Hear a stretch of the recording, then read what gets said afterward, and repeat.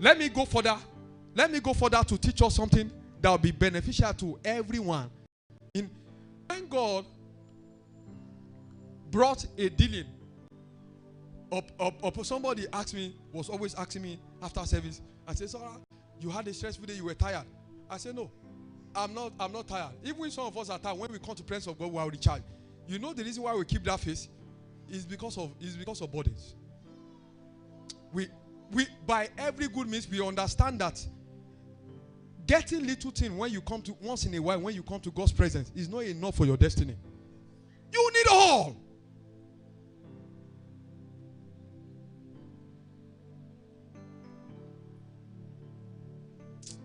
Some of you don't know me.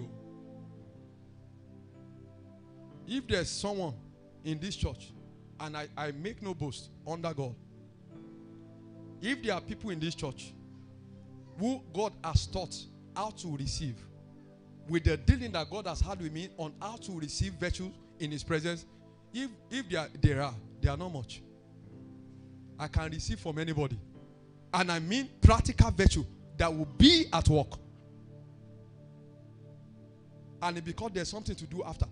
It is this staying power. It keeps you, that's what keeps you afloat. You want to pray, you are praying. It's this staying power. That's what keeps you. Have you been able to do a discipline of God and subject yourself to the discipline of God every day for a year? At least once in your life. You are now 30. You should be concerned if you don't have the staying power.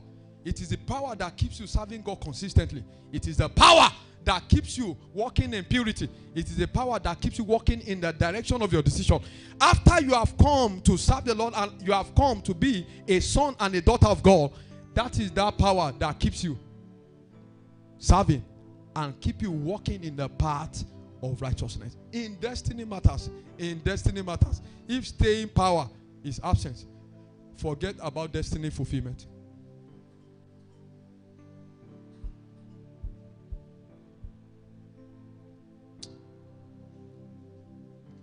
The prayer of someone this morning should be, Lord, I trust you for this power. It's a power to stay. It's a power to stay. Let me give you a very simple analogy, and I'll lead you to pray just in 60 seconds before we continue. Imagine a seed that you put. You dig the earth a little, put a seed there, inside there, and after 3 weeks, you came back and you saw a seedling. You saw at least the seed is growing, just a little. Hope you know that the fact that seed has grown a little doesn't bring beans to your plate. There's still something that happens to you through all the process. If it doesn't remain fitted in the soil, if it doesn't remain planted in the soil, after 3 months, there's no fruitfulness. It is the grace, it is this grace and this power to stay. That's what keep you fitted in the soil. What some people see sometimes and they go on just jubilating and shouting up and down, it's just that the seedlings start growing. But that's not all. How long can you remain planted?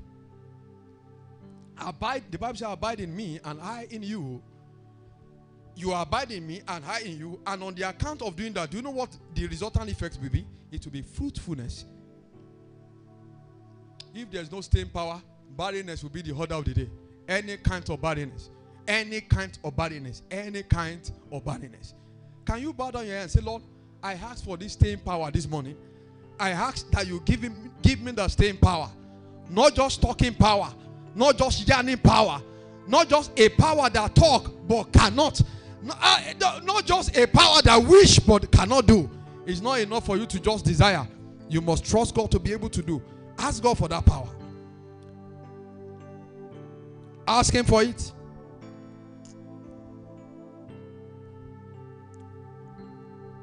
Jesus. In the name of Jesus. Ephesians chapter 6 verse 10. Let's read very quickly. Ephesians 6 verse 10. He said, finally, my brethren, say, be strong in the Lord and in the power of His what? Of His might. This power of His might is staying power. It is called the power of His might. Power of His might. Be strong in the Lord and in the power of His might. Let's go ahead. We're reading to 14, 11. Put on the whole armor of God that ye may be able to do what? To stand against the wiles of the devil. This power of his might is what causes you to stand.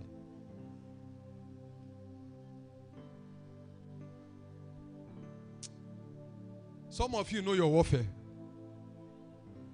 but you don't have the strength to fight it.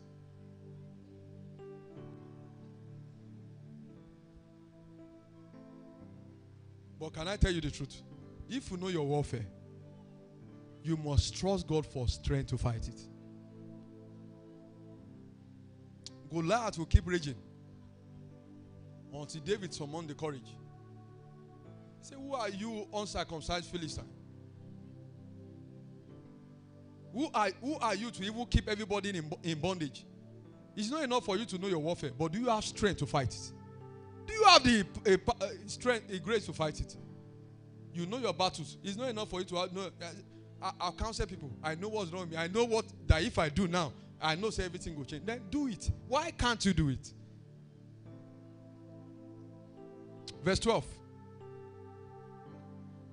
For we wrestle not against flesh and blood, but against principalities, against powers, against the rulers of the darkness of this world, against spiritual wickedness in high places. Verse 13.